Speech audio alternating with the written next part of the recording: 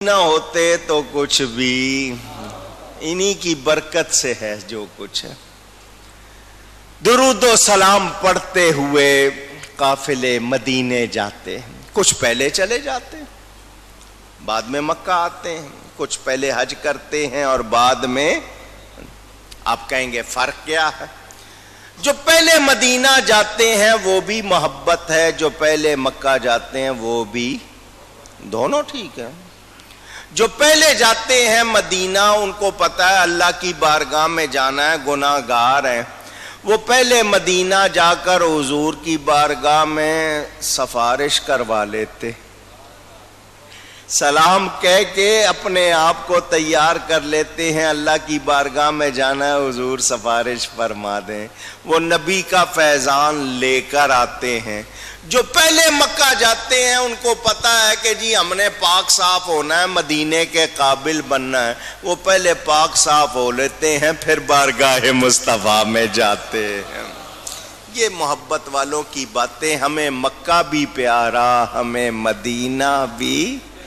مکہ حضور کی پیدائش کی جگہ, حضور وہاں پر رہے, 53 برس رہے. مدینہ حضور کی ہجرت گاہ آج بھی وہاں موجود ہے. تو ہمیں دونوں سے پیار ہے. ہاں اگر کوئی پوچھ لے کہ کس سے زیادہ ہے تو ہم کہہ دیں گے مدینے سے زیادہ ہے, کہہ دیں گے مکے سے بھی بہت پیار ہے, مکہ بہت محترم ہے. وہ کہیں گے تم کہتے ہو دل مدینہ, دل کو مکہ کیوں نہیں کہتے؟ میں نے کہا نہیں کہتے, تمہیں کیا ہے؟ نہیں کوئی بات بتاؤ. میں نے کہا محبت کی بتاؤں یا دلیل کی بتاؤں؟ کہتے ہیں محبت کی بتا دو. میں نے کہا مکہ سے حضور ہجرت کر گئے تھے, مدینے میں حضور ہیں, مدینے میں حضور. یہ تاریخ کو سمجھ میں نہیں آئے گی بات. مکہ بھی پیارا, مدینہ بھی پیارا. مدینے میں ایک نیکی 50,000, مکہ میں ایک نیکی 1,00,000. میں نے کہا مانتا ہوں. تو کہنے لگے پھر مکے کی شان زیادہ ہوئی. تو میں نے کہا مکے کا ایک گناہ کتنا ہے؟ 1,00,000. مگر مدینے میں غلطی ہو جائے تو ایک ہی ہے. اچھا 1,00,000 چنے ہوں, تھیلی میں آ جائیں گے یا نہیں آئیں گے؟ پوچھ رہا ہوں. آ جائیں گے نا تھیلی میں. آپ 1,25,000 پڑتے ہو, 10 کلو 20 کلو میں ہو جاتے ہیں نا پورے, ایک تھیلی میں آ جاتے. اور اگر 50,000 تربوز ہوں, پوری بلڈنگ میں آئیں گے اونچی. تو یہ لوگوں کو بحث کرنے کا شوق ہے, وہ کریں.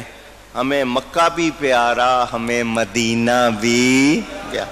حضرت عبداللہ ابن عباس رضی اللہ تعالی عنہما مکہ چھوڑ گئے, طائف میں جا کے رہے. آج تک ان کی مسجد وہاں بنی ہوئی ہے. طائف چلے گئے تھے. لوگوں نے کہا مکہ اتنی پیاری جگہ آپ چلے گئے. فرمایا نیکی 1,00,000 ہے تو گناہ بھی 1,00,000 ہی ہے, اور مکے میں گناہ کا سوچنا بھی گناہ ہے. تو ہم بندے ہیں. تو فرمایا میں طائف میں رہ لوں گا, یہاں نہیں, یہ مجھ سے نہیں سنبھالا جائے گا. لیکن مدینہ تو ہے ہی سکینہ, رحمت کا خزینہ ہے, انوار کا گنجینہ ہے. عجب رنگ پر ہے بہار مدینہ کے سب جنتیں ہیں نثار. لوگ کہتے ہیں جی مولانا صاحب باہر تو انہوں نے مشینیں لگائی ہوئی ہیں, صفائی ہوتی ہے, اندر حضور کے روضے میں کیا ہوتا ہے؟ میں نے کہا فرشتے آتے وہاں, وہ آ کے صفائی کرتے ہیں. صفائی کیا کرتے ہیں؟ وہ تو برکت لیتے ہیں. وہ حضور کے روضے کی خاک کو اپنی آنکھوں کا سرما بناتے ہیں. ملائک لگاتے ہیں آنکھوں سے اپنی, ملائک لگاتے ہیں آنکھوں میں اپنی, شب و روز خاک مزار مدینہ شب و روز خاک مزار مدی. اعلیٰ حضرت کے چھوٹے بھائی ہیں مولانا حسن رضا، جنہوں نے یہ نعت لکھی ہے. آخری شعر میں انہوں نے ایک خواہش کی ہے، تمنا کی ہے. ہمارا یہ سارا وجود مٹی ہے نا، پوچھ رہا ہوں آپ سے، مٹی سے ہی بنا ہے نا، تو ایک تمنا کرتے ہیں.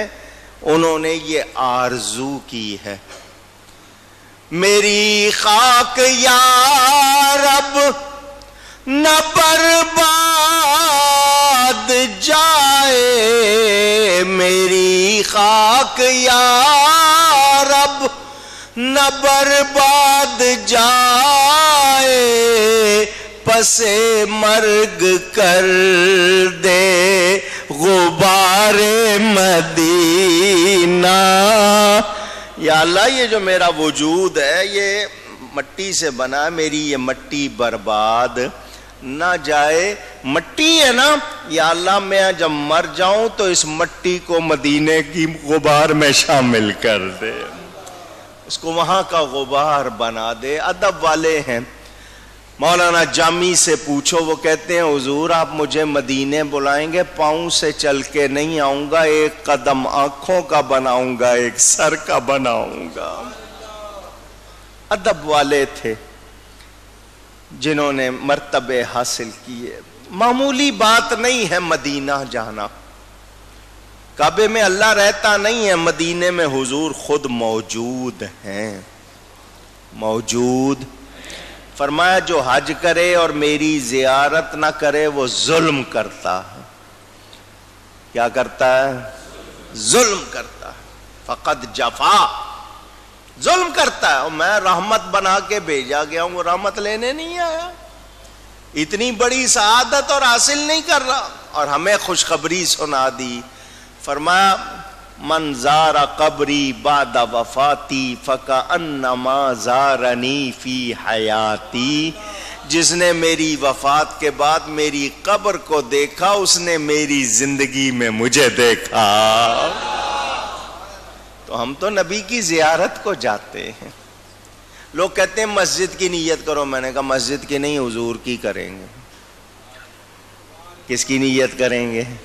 حضور کی نیت کریں. مسجدیں اور تھوڑی ہیں، اس کی شان ہے تو نبی کی نسبت مسجد نبوی، حرم نبوی نبی کی برکت سے ہے. وہ شہر جس کی ہواؤں کو سونگنا بھی محبت والے کے لیے بہت بڑی سعادت. لمبے لمبے سانس لینا وہاں کہ یہ شہر رسول ہے، اس کی ہوا ہے. در و دیوار کو محبت سے دیکھنا، نبی کی بارگاہ میں ادب سے جانا ہے. حضور یہاں بیٹھتے تھے، یہاں لیٹتے تھے، یہاں خطبہ دیتے تھے، یہاں نماز پڑھاتے تھے، یہاں چلتے تھے. کتنی محبت، کتنی بڑی بات. ہم جیسے گناہگار اس جگہ چلے جائیں یہ معمولی بات. اس نے سب دیکھ لیا جس نے مدینہ دیکھا. یہ میں نے مختصراً چند باتیں کی آپ کے سامنے، بڑا لمبا بیان. ہر سال اس مہینے میں پہلے جمعے میں تھوڑا سا ذکر، انشاءاللہ ساری زندگی جب تک سانس ہے اللہ یہی توفیق دے انہی کا ذکر کرتے رہیں. مدینہ منورہ میں ایک ہستی رہتی تھی، تعلق پاکستان کے علاقے سیالکوٹ سے تھا. سیالکوٹ میں ایک جگہ کلاس والا، وہاں کے رہنے والے، چھوٹی عمر میں پاکستان سے ہجرت کر کے بغداد چلے گئے، 5 سال وہاں رہے. وہاں سے مدینہ منورہ چلے گئے اور تقریباً 75 برس سے زیادہ عرصہ مدینہ میں گزارا. تقریباً 80 سال، 60 حج کیے، اس میں ایک حج پیدل بھی کیا. مدینہ منورہ میں رہتے تھے. 100 برس کی عمر سے تجاوز 103 برس کی عمر میں وفات پائی. پہلا جمعہ تھا حج کے مہینے کا. مدینہ منورہ میں، ادھر اذان شروع ہوئی جمعے کی، ادھر ان کی وفات ہوئی۔ اس ہستی کا نام قطب مدینہ، شیخ العرب والعجم، حضرت علامہ مولانا شاہ ضیاء الدین احمد مدنی قادری رحمت اللہ تعالی علیہ، اعلی حضرت فاضل بریلوی کے خلیفہ تھے، بہت بڑے عالم تھے، بہت بزرگ تھے۔ میں 1975 میں جب پہلی مرتبہ گیا تھا، پورا رمضان میں نے ان کے ساتھ ان کے کمرے میں گزارا تھا۔ آدھی رات کو حضرت سے چلا نہیں جاتا تھا، بہت عمر ہو گئی تھی، تو گھٹنوں کے بل آتے، مصلے پہ بیٹھ جاتے، باوجود ضعف کے، اتنی عمر ہو گئی مگر وقت پر انہوں نے مصلے پہ آنا ہے، دیر تک نوافل پڑھ کے پھر وظائف پڑھنے، پھر دعا کرتے تھے، دعا سب کے لیے کرتے تھے، اور دعا کر کے حضور کی طرف اشارہ کر کے کہتے تھے ہم کو شرف دعا سے ہے، باقی رہا قبول، یہ جانے ان کے ہاتھ میں کنجی اثر کی ہے۔ حضور غوث پاک کا باقاعدہ نام لینا، بہت بڑے بزرگ تھے، آج ان کا عرس منایا جا رہا۔ والد صاحب قبلہ کو انہوں نے خلافت دی تھی، مجھے بھی اجازت عطا فرمائی، بہت بڑے بزرگ تھے۔ ان کے فرزند حضرت مولانا فضل الرحمان صاحب مدنی رحمت اللہ علیہ اکثر پاکستان تشریف لائے، لوگوں نے ان کی زیارت کی ہوئی ہے، حضرت کی بھی شبیہ موجود ہے، اللہ تعالی ان کے درجات بلند فرمائے اور بقی شریف میں آرام فرما ہے۔ حضرت سیدنا پیر طاہر علاء الدین گیلانی بغدادی نقیب الاشراف رحمت اللہ علیہ، ان کا عرس بھی منایا جاتا ہے اس حوالے سے۔ قبلہ عالم حضرت سیدنا خواجہ نور محمد صاحب مہاروی رحمت اللہ علیہ، 3 ذی الحجہ کو ان کا بھی عرس ہوتا ہے۔ چشتیاں شریف جو بہاول نگر کے ضلع میں آتا ہے، وہاں ان کا عرس ہوتا ہے۔ وہ بزرگ بھی میں نے آپ کو ان کے بارے میں بتایا تھا۔ یہ ان ہستیوں کا عرس، اللہ تعالی ان کے درجات بلند فرمائے اور ان سب کے فیوزات ہمیں عطا فرمائے۔ اجتماعی قربانی کے حوالے سے آپ کو بار بار بتاتا رہا ہوں، اب تو جانور بھی آئے ہوئے ہیں،